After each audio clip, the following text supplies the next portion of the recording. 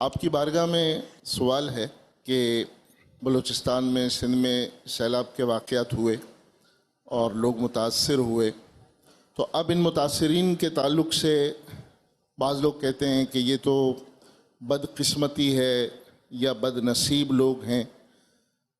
کسی کے بارے میں اس کی قسمت کو بد بولنا یا نصیب کو بد بولنا یہ کیسا ہے؟ اگر مصیبت آئی تو یہ بد نصیب ہی پر آتی ہے، یہ کیسے طے ہو؟ کربلا والوں کے بارے میں کیا کہیں گے؟ سیلاب زدگان سے تو زیادہ مصیبت ان پر آئی تھی. تو معاذ اللہ یہ کسی کو کہہ دینا کہ تم پر مصیبت ہے، تم بد نصیب ہو، تو دل دکھانے والی بات ہے. جس پر بھی پریشانی آئی ہم اس کو حوصلہ دیں، اس کو تسلی دیں، ہمت دیں. صحابہ کرام پر بھی ایک سے ایک آزمائش آئی. پیارے آقا صلی اللہ علیہ وسلم فرماتے ہیں کہ سب سے زیادہ میں آزمایا گیا ہوں، سب سے زیادہ مجھ پر مشکلات آئی ہیں. اس طرح کی حدیث کے مضامین ہیں. تو یہ نعوذ باللہ تھوڑی کہ مصیبت زدہ مطلب جو ہے وہ نعوذ باللہ بد نصیب بھی ہے. میرا نام سراج احمد ہے، میں بلوچستان سے تشریف لایا ہوں. میرا سوال ہے کہ بعض لوگ کہتے ہیں کہ عصر کے بعد جھاڑو لگانے سے گھر کے برکت چلا جاتے ہیں. امیر اہل سنت سے یہ سوال کا جواب ارشاد فرمائیں. عصر کے بعد کا تو پتہ نہیں ہے. رات کو جھاڑو نکالنے سے تنگ دستی آتی ہے، خصوصاً کپڑے سے اگر جھاڑو نکالے، یہ لکھا ہوا ہے، تو غربت آتی ہے، تنگ دستی. عصر کا میں نے یاد نہیں پڑتا مجھے کہ پڑھا ہو گئی. جزاک اللہ. بھیا لیکن گناہ نہیں ہے، رات کو بھی جھاڑو نکالے کوئی گناہ نہیں ہے. بزرگوں کا قول ہے یہ. صلو علی الحبیب صلی اللہ علی محمد.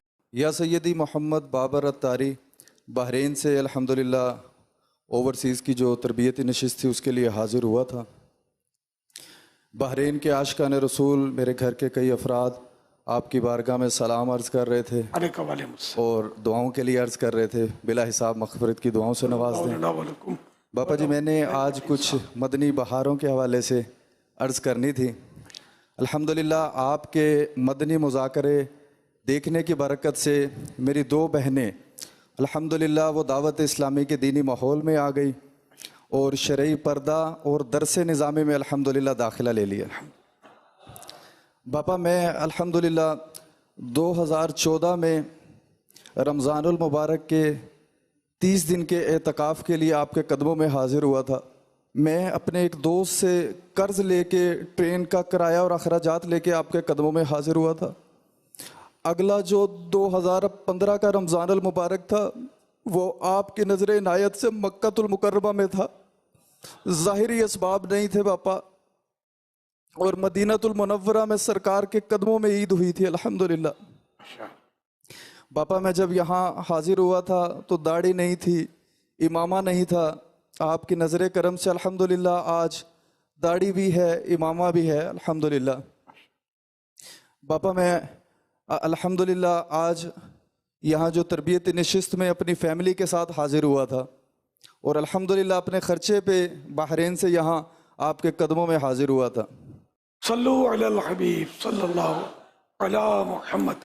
حضور عالم میرا آپ سے یہ سوال ہے کہ جو بچے جب گھر سے مدرسے آتے ہیں تب پڑھائی پہ دھیان دینے کا بجائے ادھر ادھر باتیں کرتے رہتے ہیں.